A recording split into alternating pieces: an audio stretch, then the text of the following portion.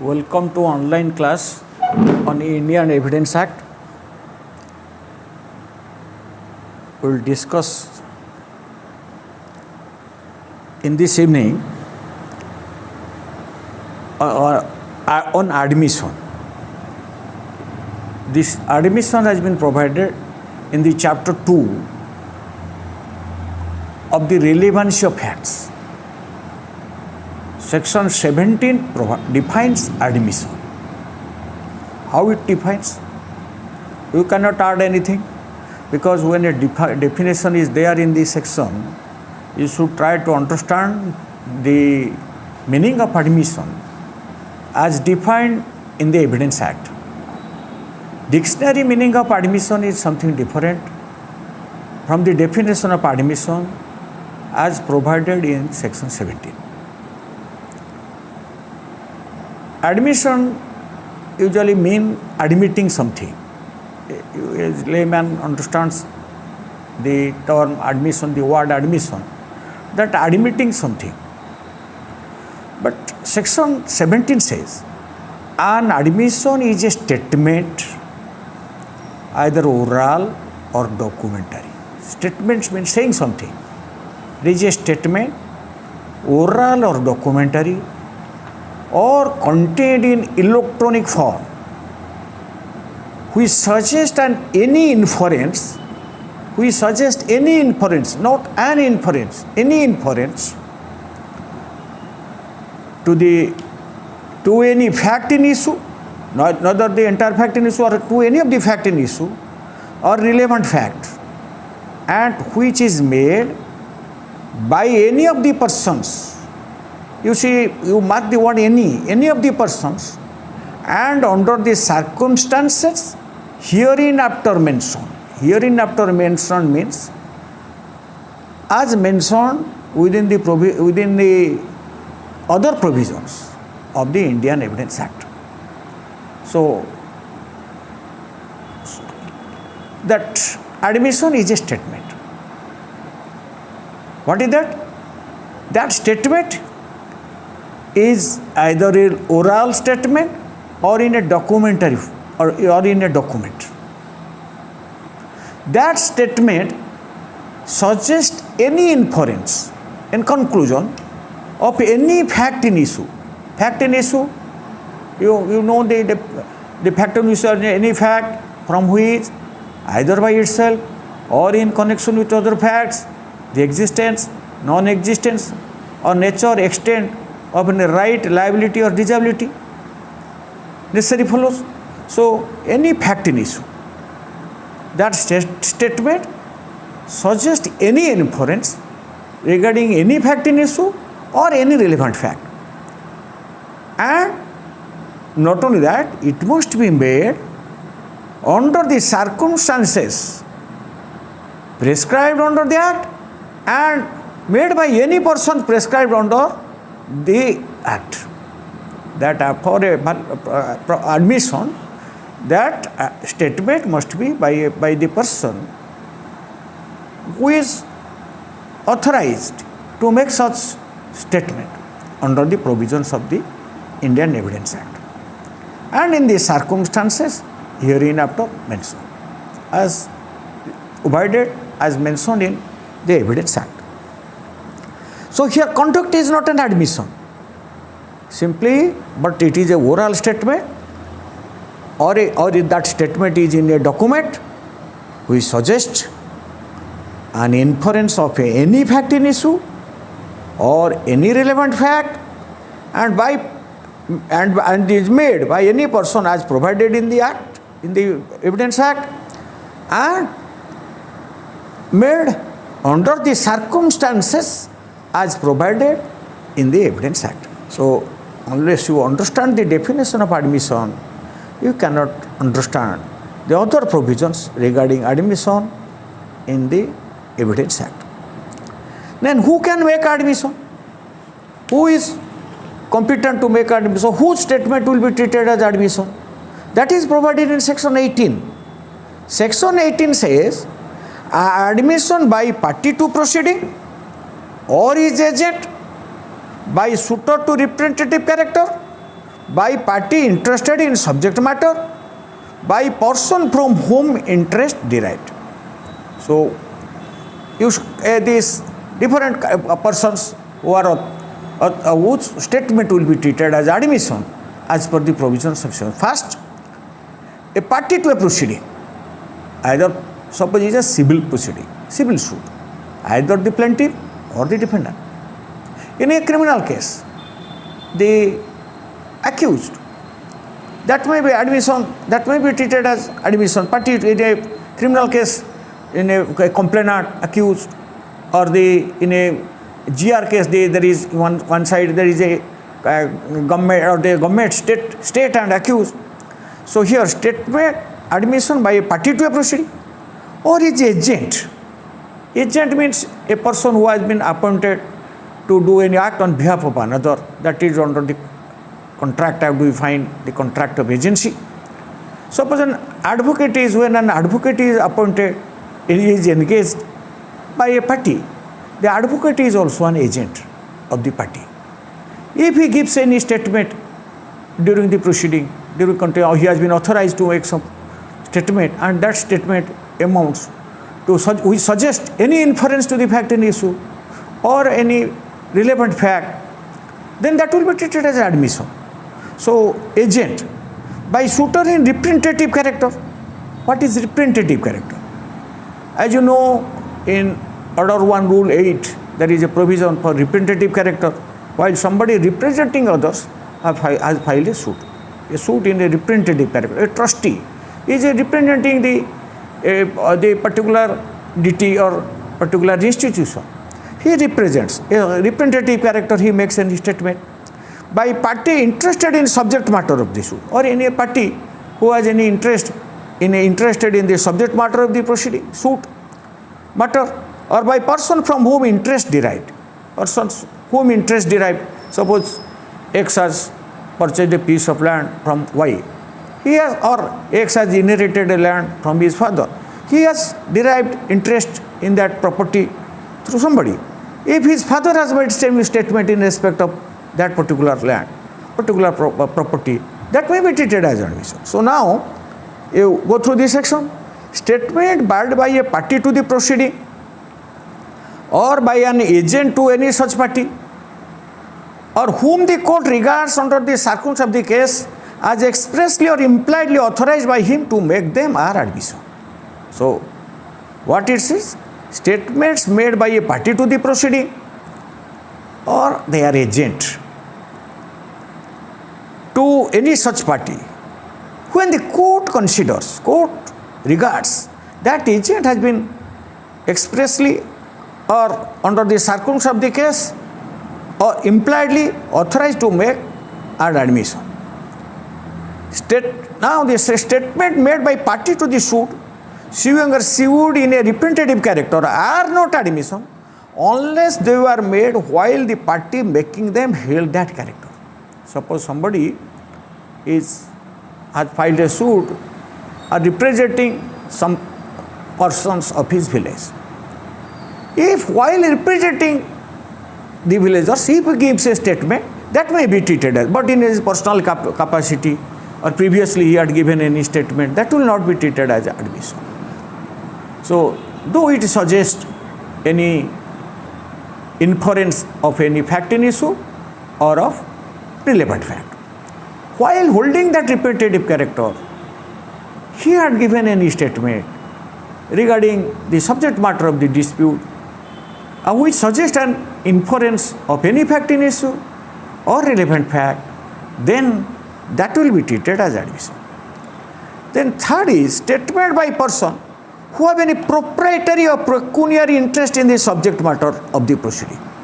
Proprietary means who has any ownership, concerning ownership, proprietary or pecuniary monetary interest in the subject matter of the proceeding, and who makes statement in their character of person so interested, in the capacity while holding any proprietary interest, pecuniary interest in the subject matter of statement, and he has given any statement either orally or in writing or in electronic form which suggests any inference regarding the fact in issue or relevant fact, that will be treated as admission.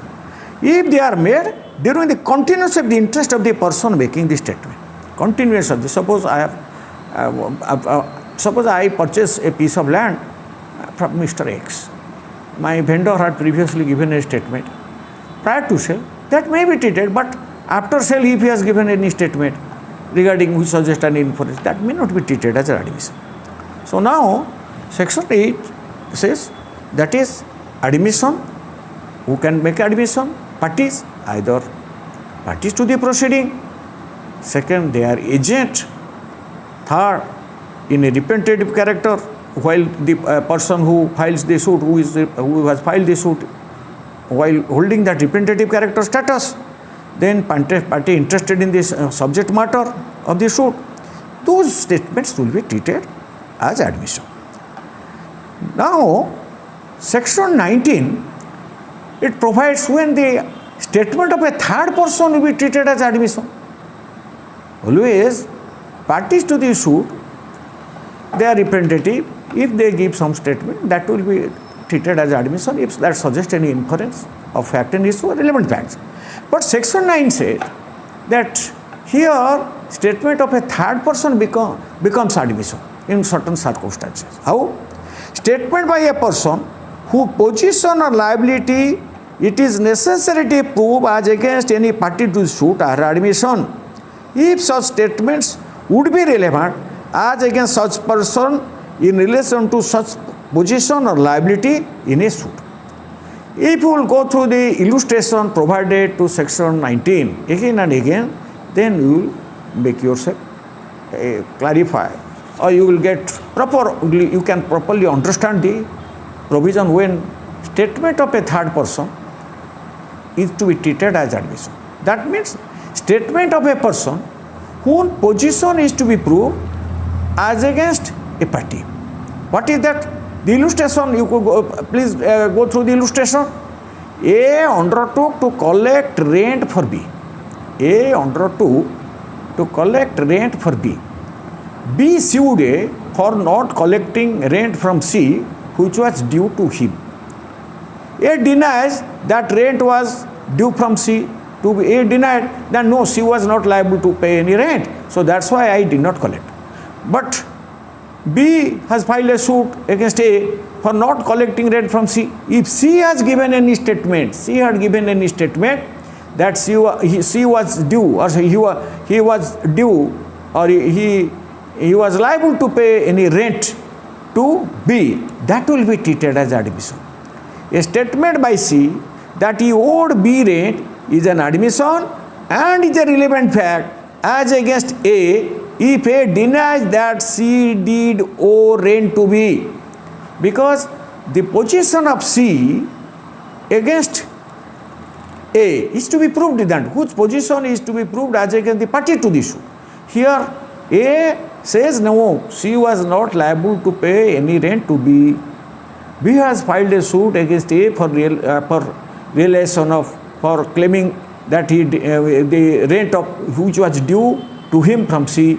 C had given a statement that actually C was liable to pay rent to B. So here the statement of C suggests an inference to the fact in issue regarding liability of C to B in respect of that rent.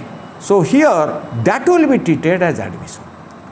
So here this section 19 says, though C is not a party to the suit, here his statement will be treated as admission, because the position of C will be proved as against party to the suit against A.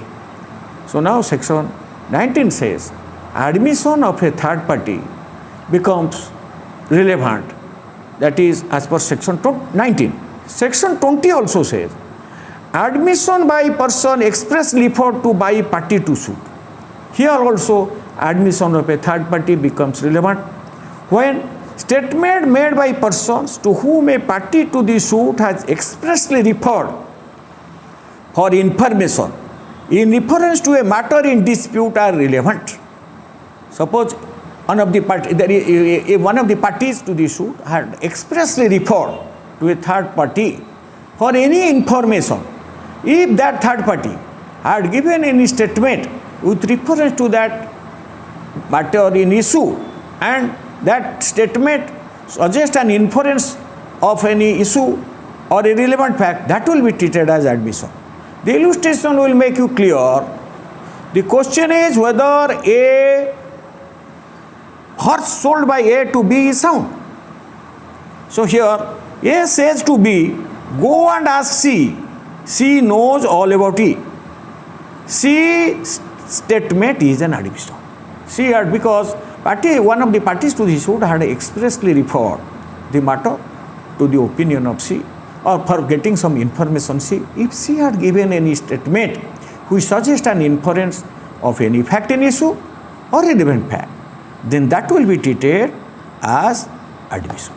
Now, section 17, 18, 19, 20 are connected, interconnected.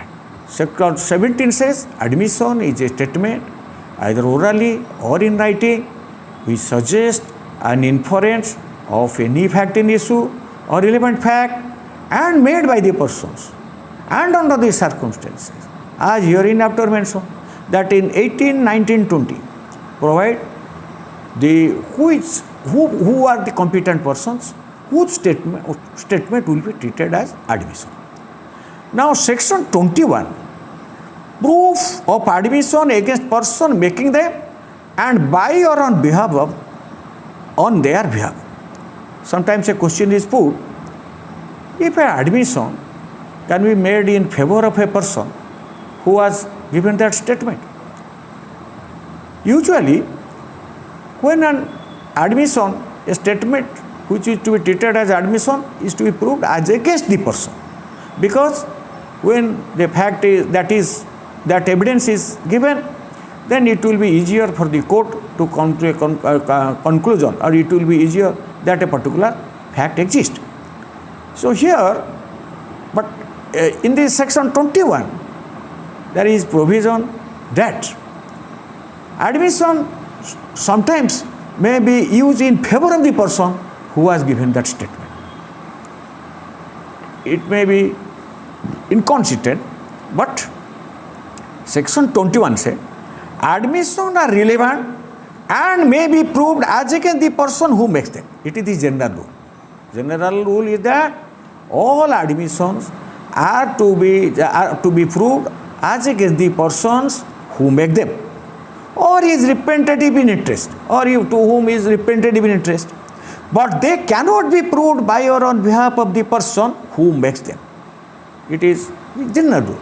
Admission is always to be proved as against the person who has made it, but it cannot be used in favor of the person who has made it. But there are certain exceptions. There are 3 exceptions in which admission made by a person may be used in his favor. That is popularly known as self-serving admission. So admission, that is self-serving statement. That is self-serving statement may be used in favor of a person in 3 circumstances. First, that what it says, an admission may be proved by or on behalf of the person making it. That is self-serving. That may be used in favor of the person who has made it. When it is of a such a nature that if the person making it were dead, it would be relevant as between third persons under section 32. So first circumstance, if the statement is of a such a nature, that admission statement is of a such a nature, if you are dead, that statement can be used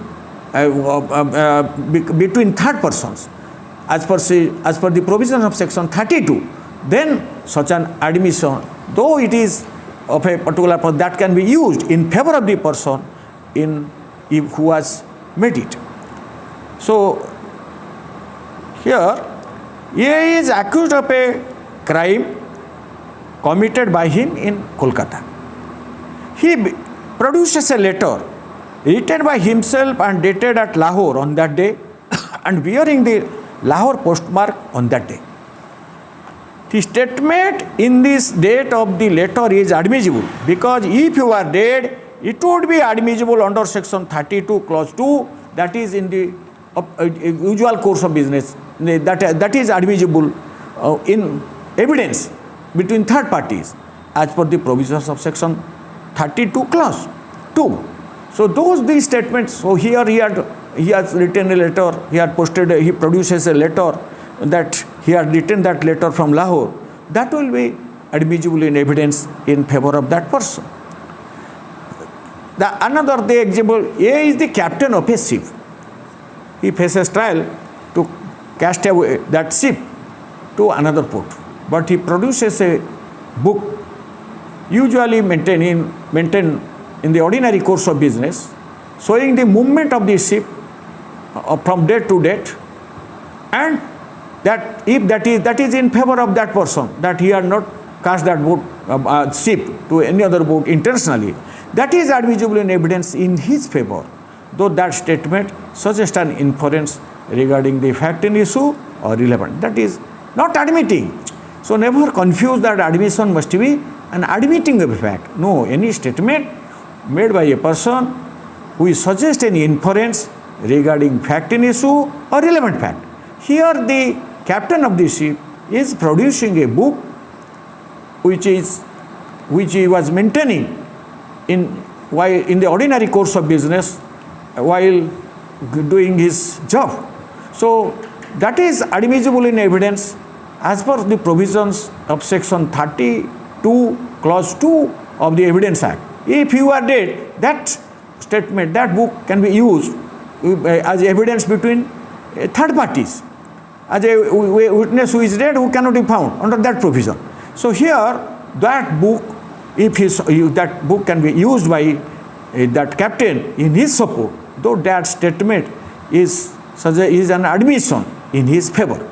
So section 21, you should understand, always admission is to be used as against the person, can be proved as against the person who has made it, but such admission cannot be used in favor of the person who has made. But there are three exceptions. First exception, if that statement is of such a nature that if you are dead, that can be used as evidence in between third parties as per the provisions of section 32 clause 2, then such an evidence is admissible. Second, an admission may be proved by or on behalf of the person making it when it consists of a statement of the existence of state of mind or body relevant or in issue, made or at about the time when such state of mind or body exists and is accompanied by conduct rendering its falsehood. This is the illustration D makes it clear. What it says? A is accused of receiving stolen goods knowing them to be stolen. A is accused of that he received stolen property. He offers to prove that he refused to sell them below their value. A may prove this statement though they are admissions because they are explanatory or conduct influenced by fact in issue. So that can be used in favor of the person who has given that statement. Never confuse yourself that admission means always an admitting a fact. No. Any statement which suggests an inference with the fact in issue or any relevant fact. But here, admission may be proved that any statement accompanied by conduct that can be regarding existence of state of mind, body, and is accompanied by conduct rendering its falsehood improbable. If such a statement is given by that person who has given that statement, even that can be used in his favor. Similarly, admission may be proved by or on behalf of the person making it if it is relevant otherwise than as an admission. If in any other provision that is admissible, that can be used as that can be used in favor of the person otherwise than an admission. That may not be admission, but that can be used in his favor. So section 21 says always in nutshell, section 21 provides that admission may be proved as against the person who has made it. It can never be used in favor of the person who has made it. But there are three exceptions. First, that statement can be used in favor of a person as admission. if you are dead, if that can be used as evidence between third parties as per the provisions of section 32 clause 2 of the Evidence Act. If that admission is regarding existence of state of mind or body relevant or in issue made by or about the time, that means about the time when such state of mind or body existed, and is accompanied by conduct. The illustration regarding the stolen property, purchase of stolen property, that this is, it will make you clear about this provision. Then admission may be approved by or on behalf of the person making it if it is relevant, otherwise as an admission. Now section 22 says, when oral admission as to contents of a document are relevant. So, oral admission as to contents of document are not relevant. The rule is that oral admission regarding contents of a document is not relevant unless and until the party proposing to prove the same shows that he is entitled to give secondary evidence. When a party is entitled to give a secondary evidence, when the original is lost or there is a public document. So in such case, oral admission, so under section 65, a person is entitled to give secondary evidence. So oral evidence, oral admission as to the contents of a document. So regarding contents of document is always to prove through document itself. When oral admission regarding contents of document is not relevant, but becomes relevant when the party is entitled to give secondary evidence of the such document under the rules here or unless the genuineness of a document produced in question. Second is, when the genuineness of the document is in question, oral admission regarding contents of a document are relevant. You should understand this is two part. First, oral evidence regarding oral admission as to the contents of a document are not relevant, but becomes relevant when, if it is shown, unless and until the party proposing to prove that shows that he is entitled to give secondary evidence of the contents of the document under the rules hereinafter contained. Hereinafter under the rules, under other provisions of the Evidence Act, if that party is entitled to give secondary evidence, then oral admission regarding contents of document is relevant, or when or unless that says when the genuineness of a document produced is in question, a particular document is produced and the genuineness of that document is in dispute, in such case the oral admission as to the contents of documents becomes relevant. Similarly, 22A says when oral admission as to contents of electronic records are relevant. What it says? Similarly, that oral admission as to the contents of electronic records are not relevant unless the genuineness of the electronic record produced in question. Similar provision is that when the genuineness of the electronic records produced in question is there, then the oral admission regarding the contents of the electronic records are relevant. Now this is section 22A. Section 23 is also an important provision. What it says? In civil cases, no admission is relevant if it is made either upon express condition that evidence of it is not to be given, or under circumstances from which the court can infer that the parties agreed together that evidence of should not be given. Only in civil case, when admission is not relevant. When admission in civil case is not relevant, in criminal case it is not provided. In civil cases, no admission is relevant if it is made either upon the express condition that evidence of it is not to be given. If the parties have expressly agreed that the evidence of that admission will not be given, then in such case that is not admissible in evidence. For an example, you might have come across some document where it is mentioned as without prejudice. Without prejudice. Suppose the parties are in dispute in respect of a particular claim. One of the party paid some amount and the other party received it and gave the acknowledgement mentioning without prejudice. Without prejudice means that parties have agreed that evidence will not be given, that document will not be treated as admission. He is still disputing the claim.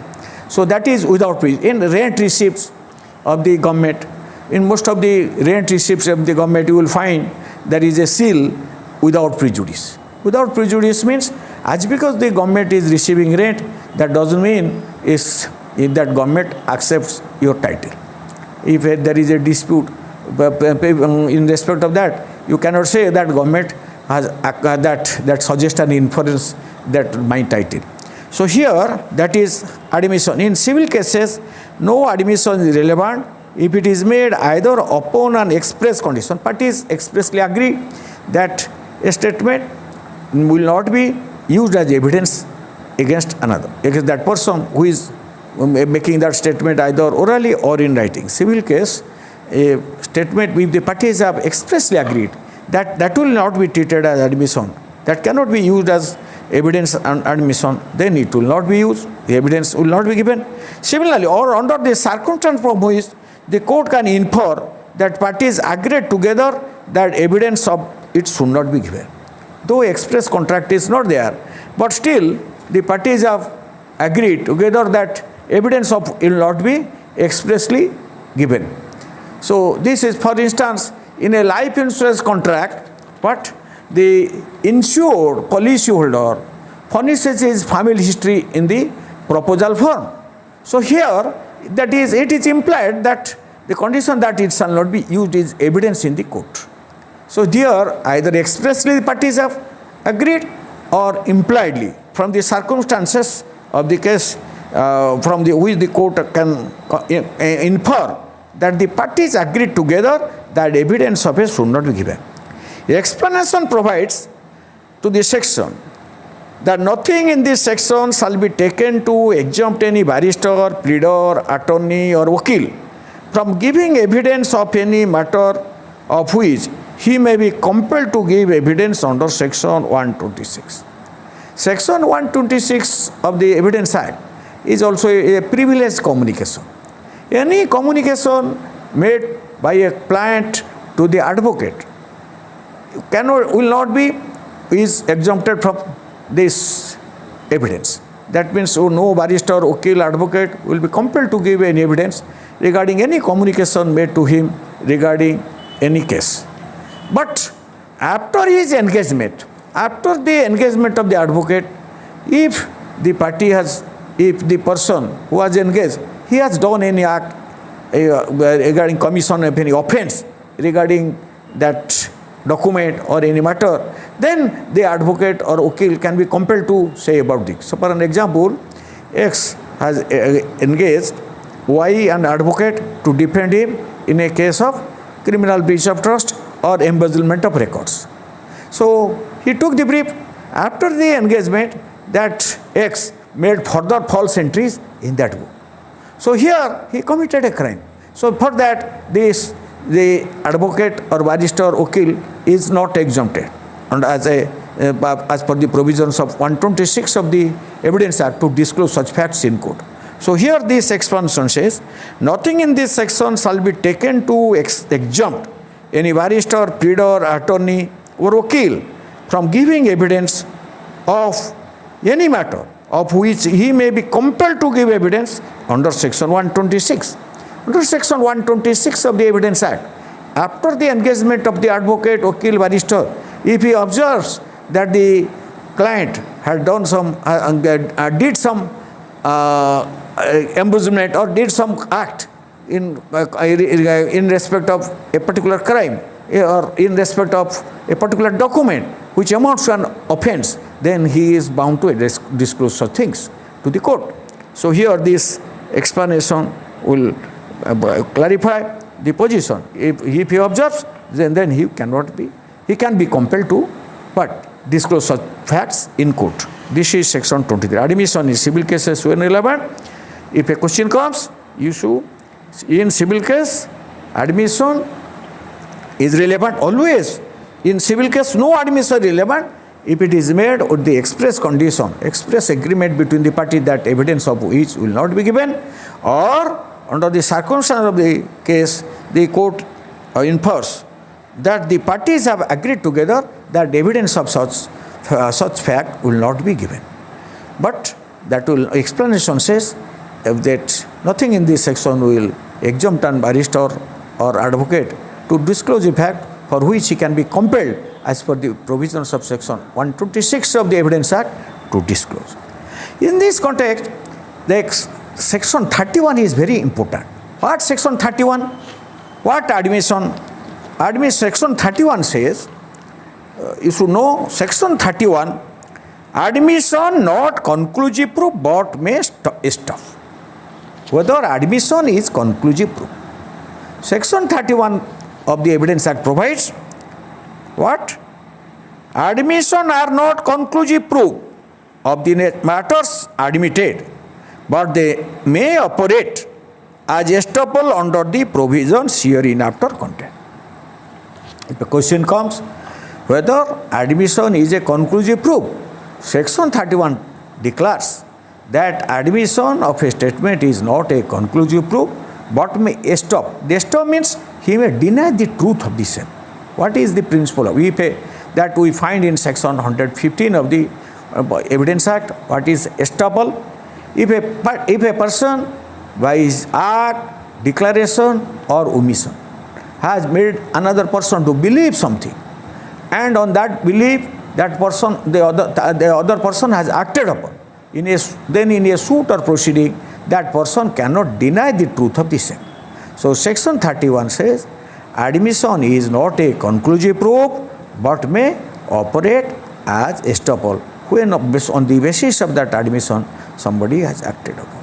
So here admission is not a conclusive. So admission can be rebutted by other evidence to show that it was not voluntary or it was made erroneously. So that can be rebutted. Rebuttal evidence that can be rebutted. So in nutshell, these are the provisions in the Evidence Act regarding admission. So before concluding our class, I say something regarding confession. What do you mean by confession? We'll deal regarding confession tomorrow. Confession is a statement admitting guilty by an accused. Confession is a statement always is often by an accused admitting the guilty or that he has committed a particular offense. So that is confession. All confessions are admissions, but all admissions are not confession. So all admissions are not confessions, but some of the admissions are confession. When that admission is by that a person accused of an offense admits the commission of a crime by him. So that is confession. Tomorrow we will discuss the provisions of the Indian Evidence Act on confession. Thank you all. Let us conclude.